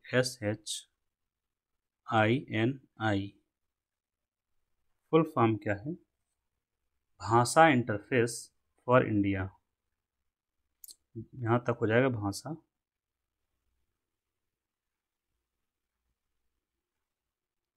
I for interface for India. BHASH भाषा, I फॉर इंटरफेस, और I फॉर क्यों IN for interface, I for India, भाषा इंटरफेस फॉर इंडिया। ठीक है, ये क्या है? एक प्लेटफॉर्म है भाषणी। क्या है? प्लेटफॉर्म है। प्लेटफॉर्म बेहतर और एप्लीकेशन है, मोबाइल ऐप है, आप लोग डाउनलोड करके देख सकते हैं, आपको मिल जाएगा ऑनलाइन प्ले स्टोर में, तो वहाँ से आप लोग देखेंगे। तो ये एक प्लेटफॉर्म है, एप्लीकेशन है, जो क्या करता है, भाषा में, किसी भी भाषा में बात करने की सुविधा देता है। किसी भी भाषा में, सारी भाषाएं नहीं है लेकिन क्षेत्रीय भाषाएं इसमें शामिल की गई विशेष रूप से। आप लोग ऐप डाउनलोड करके देखेंगे तो आपको समझ में आ जाएगा। तो क्षेत्रीय भाषा में आप संचार कर सकते हैं, कम्युनिकेशन कर सकते हैं, किसी से बातचीत करना चाहते हैं तो कर सकते हैं। जैसे किसी को हिंदी आती है लेकिन तेलुगु नहीं आती है, तो क्या हुआ कि आपने हिंदी में यहाँ बोला, ऐप ने रिकॉर्ड किया हिंदी में और उसका ट्रांसलेट वर्जन तेलुगु में दे दिया यहाँ पे। ठीक है, अब तेलुगु में आ गया तो तेलुगु वाला बोल भी देगी वो, एक तो लिख के आ जाएगा और बोल के भी सुना देगी भाषणी ऐप में। तो ये फ़ायदा है इसका। उपयोग भाषणी प्लेटफॉर्म का जो उपयोग है महाकुंभ में भी किया गया था, यात्रियों को सूचना देने के लिए। क्योंकि महाकुंभ में भिन्न भिन्न राज्यों से लोग आते हैं, जिनको हिंदी नहीं पता वो यहाँ कैसे बातचीत करेंगे, कैसे जाएंगे किसी स्थान पर। केरल से कोई आया है, कोई तमिलनाडु से आया है, ठीक है, कोई नॉर्थ ईस्ट से आया है, तो वहाँ पर उपयोग किया गया था। अब त्रिपुरा भी इसी प्लेटफॉर्म का उपयोग करना चाहता है। इसको 2022 में लॉन्च किया गया था भाषणी को। ठीक हो, अब ये ज़रूरत क्यों है इसकी, भारत में इसकी ज़रूरत क्यों है? आप लोग जानते हैं इंटरनेट है, इंटरनेट पर कंटेंट मिल जाता है। मान लीजिए UPSC या PCS का कंटेंट तो है इंटरनेट पर, लेकिन किस भाषा में है? सबसे ज़्यादा तो इंग्लिश में ही, उसके बाद मान लीजिए हिंदी में है। अब सोचो, लेकिन बेचारे अन्य भाषाएं, हम जैसे हमारा जो संविधान है उसमें 22 भाषाएं दी गई हैं। अब कोई व्यक्ति चाहता है कि कोंकणी में पढ़ना या बातचीत करना, तो नहीं मिलेगा। कोई चाहता है कि हम नेपाली में बात कर लें, कोई चाहता है हम असमी में करें, तो ये सब नहीं मिलेगा कंटेंट आपको। तो ये क्या है, भारत में जो भाषाई विविधता है वो बहुत ज़्यादा है। ये तो 22 भाषाएं हैं, अगर डायलेक्ट शामिल करते हैं, जो बोलियां हैं, वो तो हज़ारों में हैं, तो उनको कंटेंट ही नहीं मिलता इंटरनेट पर। तो बहुत बड़ी समस्या है। तो इसी समस्या का निदान करने जा रहा है भाषणी। कम से कम भाषणी से आपको ये सुविधा मिल जाती है कि आप जो क्षेत्रीय भाषाएं हैं भारत की, उनमें आप बातचीत कर सकते हैं, क्षेत्रीय भाषाओं में बातचीत। आज जब आप क्षेत्रीय भाषा में बातचीत आप करना शुरू करते हैं तो एक क्षेत्र दूसरे क्षेत्र के बारे में जानता है, और इससे क्या होता है, देश की एकता मजबूत होती है और बढ़ती है देश में। तो ये भी इसका फ़ायदा है। प्लस जो भाषणी है, इससे आपका डिजिटल जो डिवाइड है वो भी कम होगा। डिजिटल डिवाइड क्या होता है कि एक वर्ग जानता है, एक वर्ग नहीं जानता है किसी चीज़ के बारे में, जैसे कि डिजिटल के बारे में। तो डिजिटल के बारे में एक वर्ग जान गया, एक नहीं जान पा रहा है। जैसे गांव के लोग हैं, नहीं जानते हैं इतना ज़्यादा, शहर के लोग जानते हैं। यही है डिजिटल डिवाइड। और अपनी भाषणी के बारे में जो मुझे बताना था वो आपको मैंने कन्वे कर दिया है। तो यहीं से हम लोग ख़त्म करते हैं नेशनल। ठीक है। एक और महत्वपूर्ण बात, अगर आप लोग दर्पण देख रहे हैं, करंट अफेयर के लिए दर्पण भी देखना चाहते हैं, तो आप देख सकते हैं, चैनल पर सेक्शन है दर्पण करके, वहाँ पर आप प्रतियोगिता दर्पण देख सकते हैं।